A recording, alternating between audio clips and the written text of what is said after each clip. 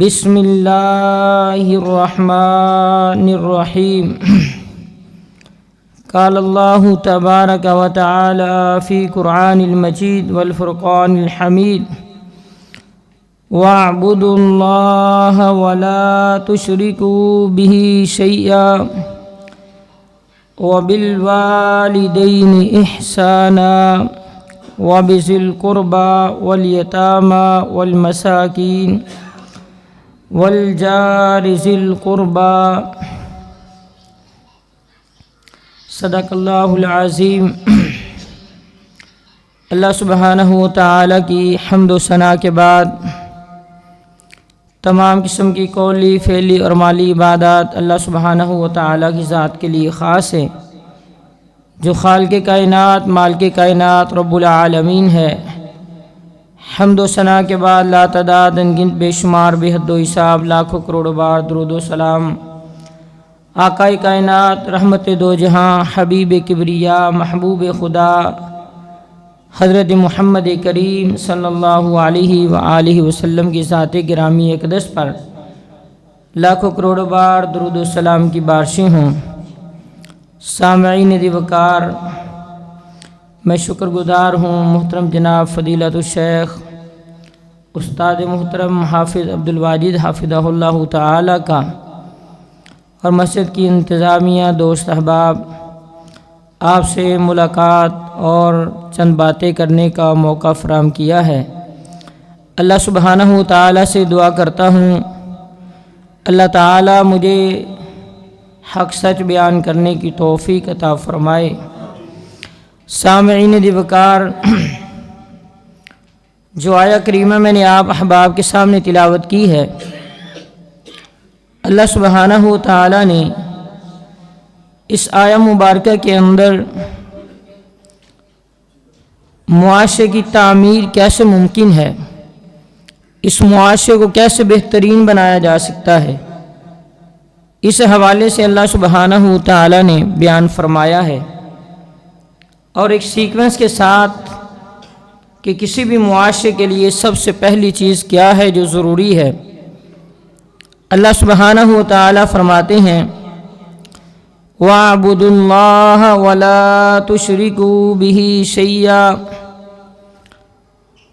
کہ سب سے پہلی چیز یہ ہے کسی بھی معاشرے کی بقا کے لیے، باقی رہنے کے لیے، وہ یہ ہے کہ انسان اللہ سبحانہ و تعالیٰ کی عبادت کرے اور اللہ تعالیٰ کے ساتھ کسی کو شریک نہ ٹھہرائے۔ یہ پہلا حق ہے، اور اس چیز کو توحید کہا جاتا ہے۔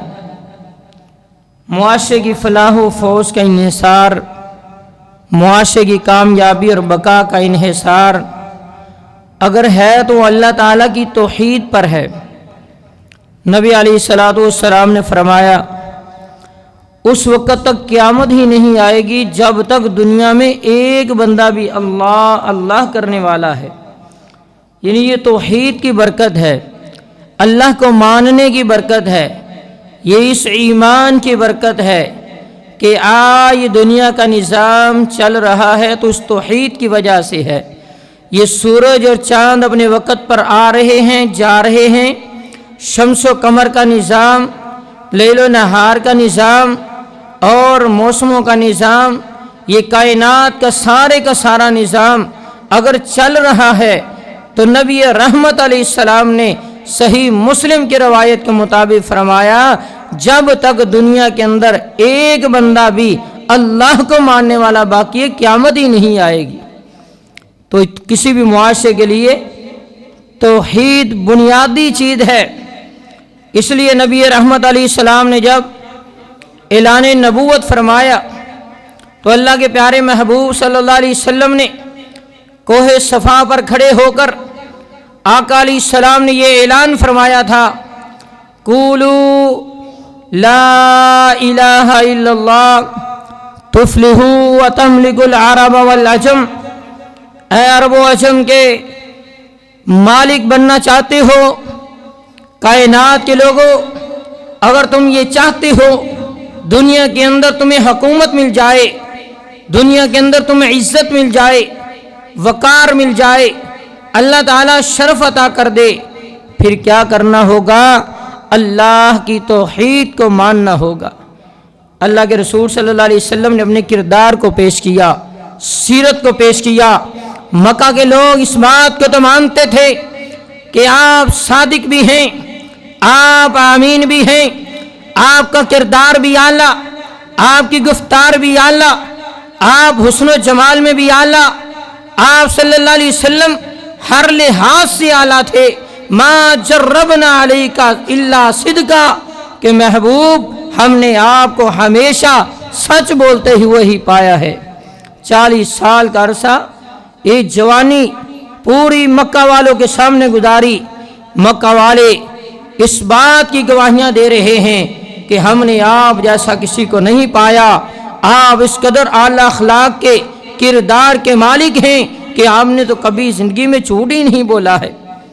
लेकिन अल्लाह के रसूल ने दावत तौहीद को पेश फरमाया तो यही लोग मुखालिफ बन गए।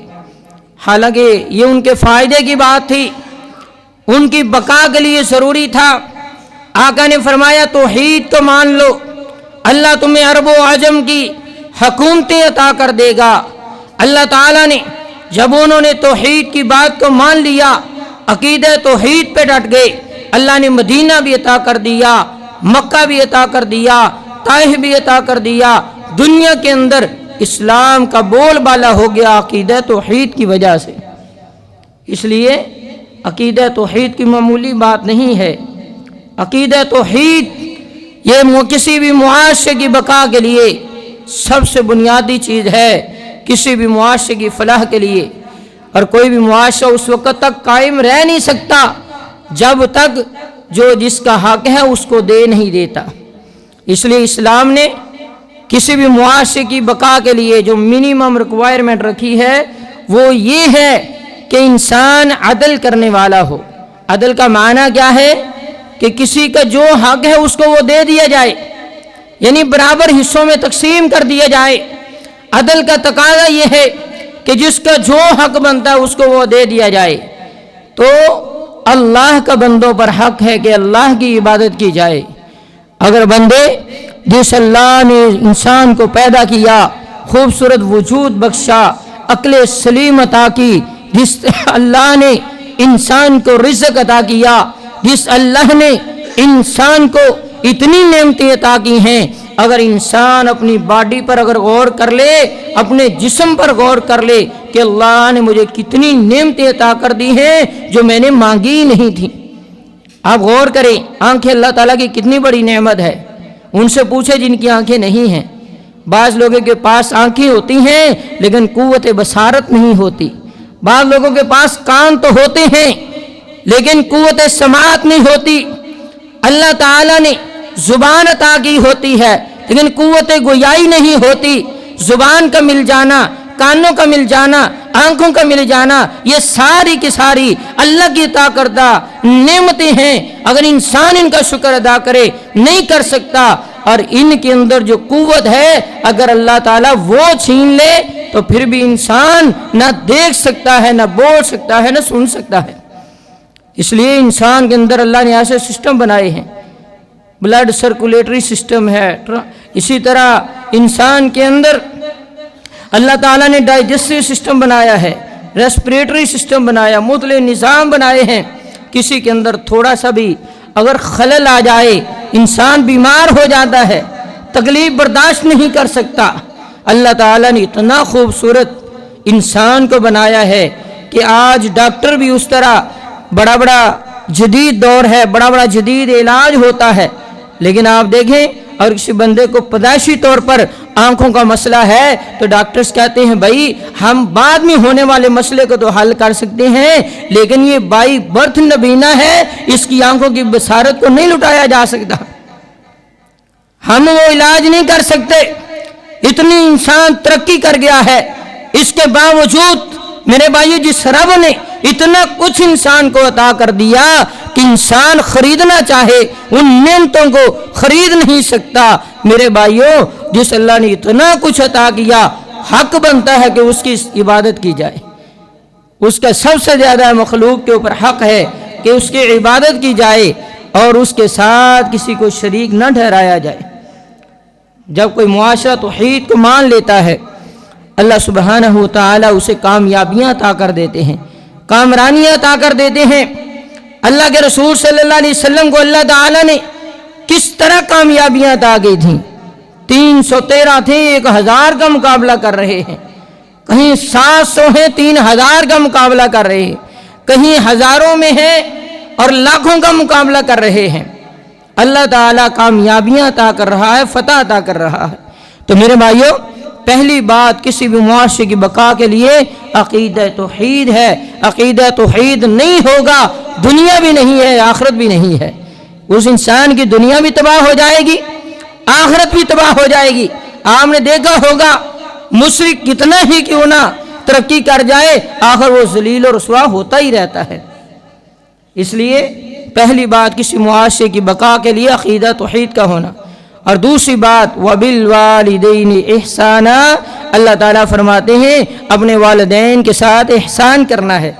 میں نے کہا منیمم ریکوائرمنٹ یہ ہے کہ جو حق بندہ وہ دے دیا جائے، اور احسان اس سے اگلا درجہ ہے۔ یہاں اللہ نے والدین کے ساتھ بھی کہا احسان کرو، وَبِذِي الْقُرْبَى، اور رشتہ داروں کے ساتھ بھی احسان کرو۔ یا اللہ نے یہ نہیں کہا عدل کرو، یعنی احسان کرو رشتہ داروں کے ساتھ، یتیموں کے ساتھ، مسکینوں کے ساتھ۔ اللہ تعالیٰ فرماتے ہیں ان کے ساتھ احسان کرو، نیکی کرو، احسان کرو، مطلب جو نہیں حق بنتا وہ بھی ان کو دے دو، ان کے ساتھ نیکی کرو۔ آج انسان تو ان کا حق دبا جاتا ہے، والدین کی خدمت نہیں کرتا، ان کے حقوق ادا نہیں کرتا۔ احسان کرنے کا حکم ہے کہ جو حق بنتا ہے وہ بھی دینا ہے والدین کا، اور جو والدین کی چاہت ہے، والدین کی خواہش ہے، اس کو بھی پورا کرنا ہے۔ والدین کے ساتھ محبت کرنی ہے، اور اس قدر کہ والدین کے پیاروں کے ساتھ بھی محبت کرنی۔ یہاں لنک بیان ہو رہا ہے کہ انسان کے مخلوق کے اندر زیادہ قریب اس کے والدین ہوتے ہیں، اس لیے سب سے اللہ تعالیٰ نے اپنے بات والدین کے بارے میں فرمایا کہ والدین کے ساتھ احسان کرو، کیونکہ ان کا انسان کے ساتھ زیادہ تعلق ہے۔ پھر والدین میں اللہ تعالیٰ نے انسان کا تعلق ماں کے ساتھ زیادہ ہوتا ہے۔ نبی علیہ السلام نے پوچھنے والے نے پوچھا تھا من احق بحسن صحابتی، محبوب میں سب سے زیادہ کس کے ساتھ احسان کروں، کس کے ساتھ اچھا سلوک کروں؟ آپ علیہ السلام نے فرمایا اپنی ماں کے ساتھ۔ کہا اس کے بعد؟ فرمایا اپنی ماں کے ساتھ۔ فرمایا اس کے بعد ماں کے ساتھ، اور چوتھی مرتبہ فرمایا ابو کا، اپنے باپ کے ساتھ۔ یعنی اللہ کے رسول صلی اللہ علیہ وسلم نے ایک لنک بیان کر دیا ہے کہ کس طرح والدین کے ساتھ، پھر والدین کے والدین، رشتہ داروں کے ساتھ، والدین کے ساتھ، عزیز و اقربا کے ساتھ بھی اس نے سلوک کرنا ہے۔ نبی علیہ السلام کے پاس ایک شخص آیا، اللہ کے رسول صلی اللہ علیہ وسلم کے پاس جب کسی بندے سے غلطی ہو جاتی، اللہ کے محبوب صلی اللہ علیہ وسلم کے پاس آتا اور ندامت اور شرمندگی کا اظہار کرتا، کہتا اللہ کے رسول مجھ سے یہ خطا ہو گئی ہے۔ اللہ کے پیارے محبوب فرماتے تو نے یہ نماز پڑھ لی ہے، اللہ تعالیٰ تیرے گناہ کو معاف کر دے گا۔ یہ وضو کیا ہے، اللہ تیرے صغیرہ گناہ معاف کر دے گا۔ یہ تو نے ایک نماز سے دوسری نماز کے درمیان خطائیں معاف ہو جاتی ہیں، تیرے گناہ کو اللہ معاف کر دے گا۔ کہیں اللہ کے رسول فرماتے ایک عمرہ دوسرے عمرے کے درمیان گناہوں کی معافی کا باعث بن جاتا ہے۔ تو میرے بھائیوں، ایک شخص اللہ کے رسول کے پاس آیا، آگے کیا اللہ کے رسول صلی اللہ علیہ وسلم اصبت ذنبا عظیما، میں نے ایک بڑا گناہ کیا ہے، چھوٹا گناہ نہیں، میں نے بڑا گناہ کیا ہے، گناہ کا ذکر نہیں ہے، لیکن کہا اصبت ذنبا عظیما، میں نے بڑا گناہ کیا ہے۔ اللہ کے رسول نے اب اس شخص سے یہ نہیں کہا تو نے ہمارے ساتھ نماز پڑھ لی ہے، اللہ تیرے گناہ کو معاف کر دے گا، اللہ تیری خطا کو معاف کر دے گا، یہ نہیں کہا۔ یہاں رحمت کائنات نے والدین کے ساتھ حسن سلوک سکھاتے ہوئے اللہ کے رسول نے اس سے سوال کیا کیا تیری ماں زندہ ہے؟ کہا اللہ کے رسول میری والدہ تو فوت ہو گئی ہے۔ اللہ کے پیارے محبوب صلی اللہ علیہ وسلم نے کیا فرمایا؟ فرمایا کیا تیری خالہ زندہ ہے؟ کہا جی یا رسول اللہ میری خالہ تو زندہ ہے۔ آپ کی ماسی؟ کہا وہ تو زندہ ہے۔ اب ماسی کو ماسی کیوں کہتے ہیں؟ اس کا مطلب ہوتا ہے ماسی، ماں کی طرح اس سے محبت کرنی ہے، اور پیار کرنا ہے۔ ہمارے ہاں والدہ فوت ہو گئی، ننیحال والوں کے دروازے بند ہو جاتے ہیں۔ اگر باپ فوت ہو گیا تو جتنے بھی چچا ہیں، پھپھو ہیں، سب کے لیے گھروں کے داخلے لوگ بند کر دیتے ہیں۔ یہ ظلم ہے، یہ عدل کے خلاف ہے۔ اللہ کے رسول صلی اللہ علیہ وسلم نے فرمایا کیا تیری خالہ زندہ ہے؟ کہا جی یا رسول اللہ۔ فرمایا اپنی خالہ کی خدمت ماں سمجھ کے کر لینا، اللہ تیرے گناہ کو معاف کر دے گا۔ خالہ کی خدمت ماں سمجھ کر، ماں کی خدمت کرنے کا کتنا اجر ہوگا، اللہ تعالیٰ کس قدر گناہوں کو معاف کرتے ہوں گے۔ اگر ماں نہیں ہے تو یہ لنک بتایا جا رہا ہے کہ ماں کے ساتھ تعلق اس کی بہن کا زیادہ ہے۔ کسی بھی معاشرے کی بقا کے لیے معاشرہ کیسے قائم رہے گا، یہ لنک ہے، کڑی ایک کڑی کے ساتھ جڑی ہوئی ہے، ایک دوسرے کے ساتھ ان کا تعلق ہے، ایک چیز دوسری کے ساتھ جڑی ہوئی ہے۔ والدہ کا تعلق اپنی بہن کے ساتھ بڑا قریبی ہوتا ہے، اس لیے کہا اگر والدہ نہیں ہے تو خالہ کی خدمت کر لو، یہ لنک بیان ہو رہا ہے۔ تو فرمایا اللہ تیرے گناہ کو معاف کر دے گا۔ اس لیے والدہ کے ساتھ بھی محبت کرنی ہے، والدہ کے حق کو بھی ادا کرنا ہے، احسان کرنا ہے۔ اور اس احسان کا مطلب یہ ہے کہ والدہ کے جو رشتہ دار ہیں، جو جتنا زیادہ قریبی ہے، اس کے ساتھ اسی قدر حسن سلوک کرنا ہے، اسی قدر محبت کرنی ہے، اس کا ادب و احترام کرنا ہے۔ اسی طرح باپ کو بھی نہیں چھوڑا، باپ کے ساتھ بھی محبت کرنی ہے، باپ کے حق کو ادا کرنا ہے۔ باپ کا بڑا مقام ہے اسلام کے اندر، والدین کے اندر باپ کو بھی بڑی عزت دی گئی ہے۔ اگر دنیا پہ رب راضی ہے، اللہ آسمانوں پہ دنیا کے اندر اگر بندے سے اس کا باپ راضی ہو جاتا ہے، آسمانوں پہ رب اس سے راضی ہو جاتا ہے۔ اس لیے والدین کو ناراض کر کے آپ کامیاب نہیں ہو سکتے۔ دیکھیے کس قدر معاشرے کو مضبوط بنایا گیا ہے۔ معاشرہ مضبوط کیسے ہوگا؟ جب رشتہ داری مضبوط ہوگی۔ اور رشتہ داری کیسے مضبوط ہوگی؟ جب اپنے والدین کو مضبوط کریں گے، والدین کے رشتہ داروں سے تعلق کو مضبوط کریں گے، خاندان مضبوط ہوگا، رشتہ دار مضبوط ہوں گے، معاشرہ، ماحول، محبت والی فضا قائم ہوگی۔ اللہ کے پیارے رسول صلی اللہ علیہ وسلم نے باپ کے ساتھ بھی حسن سلوک کا حکم دیا ہے، اور اس قدر کہ نبی علیہ السلام کے ایک صحابی سیدنا عبداللہ بن عمر رضی اللہ تعالی عنہما، یہ سیدنا عمر بن خطاب رضی اللہ تعالی عنہ کے بیٹے ہیں، صحابہ اکرام کے ساتھ جا رہے ہیں۔ رستے کے اندر ایک شخص دیکھا، وہ آ رہا ہے، پیدل ہی چلتا ہوا آ رہا ہے۔ آپ نے اپنے لشکر کو روک دیا، ساتھیوں کو روک دیا، اپنی سواری سے نیچے اترتے ہیں۔